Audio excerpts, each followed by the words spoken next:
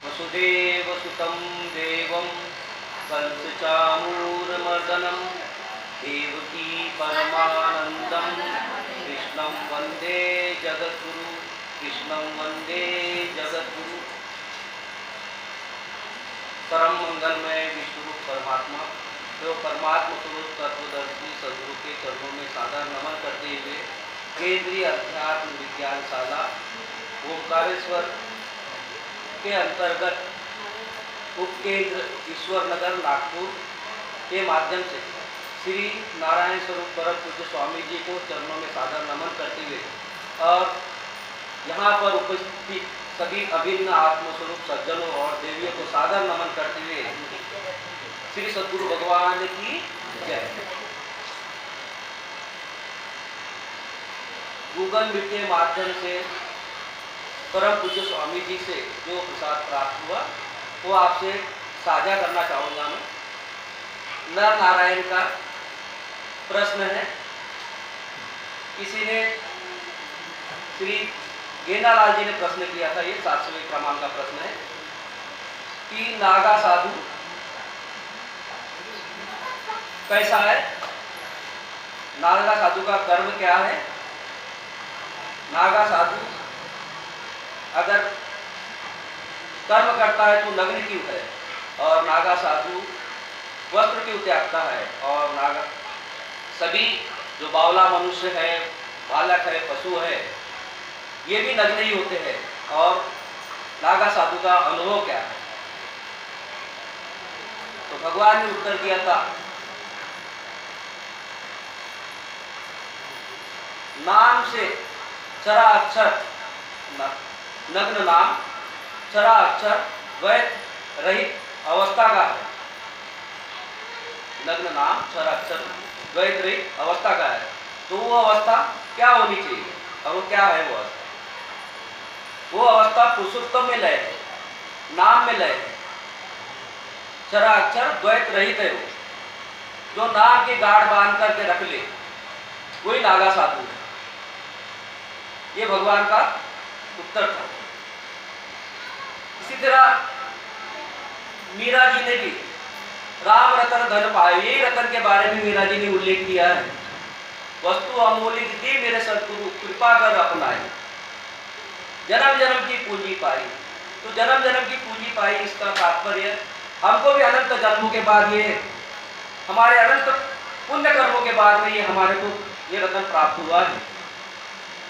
हमारा निर्गुण स्वरूप जानने के लिए प्राप्त हुआ है। हमारा निर्गुण स्वरूप जानने के लिए हमारे पास स्वयंभू साधन 8 है और परमात्मा 10 अंगों में है। 5 ज्ञानेन्द्रिया, 6वां मन जिससे हम सतोगुण रजोगुण तमोगुण, 7वीं बुद्धि जिससे अक्षर आत्मा के दर्शन करेंगे, और 8वां स्वयं जीवात्मा जो नाम में लय होगा। आइए हम अपने साधनों से और इस विश्व रूप अधिष्ठान से इसका मिलान करके देखें। परमात्मा की ही अग्नि, परमात्मा तत्व की ही अग्नि आग रूप में चक्षु बनकर अपना ही रूप देख रही है। ये हमारा प्रथम साधन है। परमात्मा की ही वायु, परमात्मा का ही वायु त्वचा बनकर अपना ही रूप, अपना ही स्पर्श कर रही है। परमात्मा की ही आकाश तत्व जो शब्द बनकर हमारे कानों में सुनाई पड़ रहा है। परमात्मा का ही जल तत्व जो रस बनकर हमारे जीवा से अनुभूति हो रही है, और परमात्मा का ही पृथ्वी तत्व गंध बनकर हमारी ही नाक से सूंघने के काम आ रहा है। ये हमने 5 ज्ञानेंद्रियों से 5 तत्वों के दर्शन किए। इससे हमारी अभिन्नता सिद्ध हुई। हम इससे अलग नहीं है और ये हमसे अलग नहीं है, अखंडता से एक दूसरे से जुड़े हुए। यही सिद्धांत है सद्गुरु का। आइए अब हम मन के द्वारा जानेंगे। प्रथम इसको घी के साथ मिला देखें। घी के साथ मिला देखो, वस्तु में गुण सत्व है। तो इसको पीस करके हमने घी के साथ में खाया, खाते समय भी अच्छा हुआ, और भीतर जाने के बाद में हष्ट पुष्ट बलवर्धक परिणाम में भी अच्छा हुआ। यानी शुरू से लेके अंत तक सतोही गुण की अनुभूति हमको हुई है। अब हम इसको जल के साथ प्रयोग करेंगे। जल के साथ पीस करके जल में इसको मिला करके हमने सर्वक के माध्यम से पिया इसको। पीते समय हमको अच्छा लगा, मीठा मीठा, हमने एक अधिक दो जितना हमारी इच्छा हुई, मन का ही काम है तो पी लिया हमने। लेकिन पीते समय अच्छा लगा, लेकिन परिणाम में बुरा, क्योंकि शर्करा का जो गुण है वो दाहकारक होता है। तो सुस्त होने के कारण हमको सर्दी, खांसी इत्यादि प्रकार के रोग आदि व्याधि और उनका विकार की अनुभूति हुई। आइए अब हम तीसरे गुण का प्रयोग करते हैं, तमोगुण का। इसको निरा वस्तु खा के देखा हमने, ये तो कठोर है, जड़ टाइप, खाने में भी हमको कठिनाई, बड़े मुश्किल से खा भी गए तो ये दाहकारक है। तो हमको एसिडिटी, जलन और जो हमारे उदर रोग है उसकी अनुभूति हमको हुई। तो हमने इस प्रकार से देखा, तमोगुण की अनुभूति हुई। तो ये हमने मन के द्वारा जाना ये तीनों अनुभूति। अब इसी को हम खा के जीवों में अन्न के द्वारा ये तीनों स्थूल रूप से कब बाद बने पित्त वेग से कूदने लगे, इसको जड़ कहते हैं। लेकिन इसी जड़ को खाने से हम चैतन्य हो जाते हैं, हमारी सारी क्रियाएं अनवरत चलती रहती है। अगर ये जड़ को ही हम ग्रहण ना करें तो हमारी संपूर्ण क्रियाएं स्तब्ध हो जाएंगी, मंद पड़ जाएगी, रुद्ध हो जाएगी। आइए अब अक्षर आत्मा को जानने की सुरुति है, लगा के इसे लेना, श्रद्धा से सात्विक है। संपूर्ण विश्व की लीला अक्षर में जिस हो रही, उसमें जो बैठी हैगी अस्थि भांति प्रियत्व से वेदों के नीति का शेष वस्तु की उत्पत्ति हो। तो संपूर्ण विश्व की लीला क्षर में जिस हो रही है, संपूर्ण विश्व की लीला जो मिठास है, ये भी मिठास है और ये संपूर्ण विश्व भी मिठास है।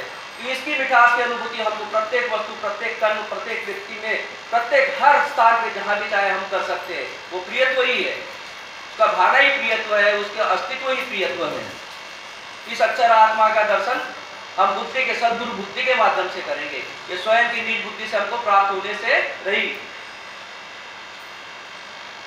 ये निराकार के दर्शनों में पहले हमने 8 अंगों से साकार के दर्शन किए, बुद्धि से हमने निराकार के दर्शन किए। इसमें मतभेद उत्पन्न हो जाता है, कई लोगों में मतभेद उत्पन्न हो जाता है कि साकार अलग है, निराकार अलग है। दोनों इस बात में सहमत नहीं होते, तो अपनी सहमति के लिए सद्गुरु का सहारा लेते हैं, उनके पास जाते हैं, उनको नमन करते हैं, उनसे विचार विमर्श करते हैं, पूछते हैं कि भैया ये साकार श्रेष्ठ है या निराकार श्रेष्ठ है। तो सद्गुरु जी कहते हैं कि भैया अगर आपको जो श्रेष्ठ लगता है आप अपना अलग कर लो, करके उसको अपना प्रयास कर लो उसके अंदर। तो सभी लोग प्रयास करते हैं अपने अपने स्तर पर, किंतु किसी का प्रयास सफल नहीं होता, सब विफलित रहता है। सद्गुरु की बुद्धि के माध्यम से ही इसका उपाय निकलता है, उसको नाम देते हैं। नाम है उसके आगे जान के बुद्धि की जहाँ लय को प्राप्त होती है, वही सदरूप जानना, वही है अपना रूप पुरुषोत्तम भाव से। नाम जो है वो पुरुषोत्तम भाव है। इसी तरह जो दोनों का द्वैत है, जो क्षर अक्षर के बारे में अपने मन कल्पित विचारों को समझ रखते हुए उनका मिट जाता है। नाम जानने के बाद हमारे पास में पश्चात बीज भक्ति का अनन्य बढ़ने लगे। अकर्म रूप से दिखे विश्व में वो सदैवी, अकर्म रूप से दिखे यानी हमको स्वयं जो स्वकर्म प्राप्त हुआ है, जो भी हमारे मन बुद्धि गुण द्वारा हमको जो स्वकर्म प्राप्त हुआ है, उसी स्वकर्म के माध्यम से, स्वकर्म के माध्यम से हम इस विश्व की असंपूर्ण मानव जाति की सेवा कर सकते हैं और उनके कल्याण के लिए अग्रसर होते हैं। इसी के साथ में अपने शब्दों को विराम देता हूँ। सद्गुरु भगवान की जय।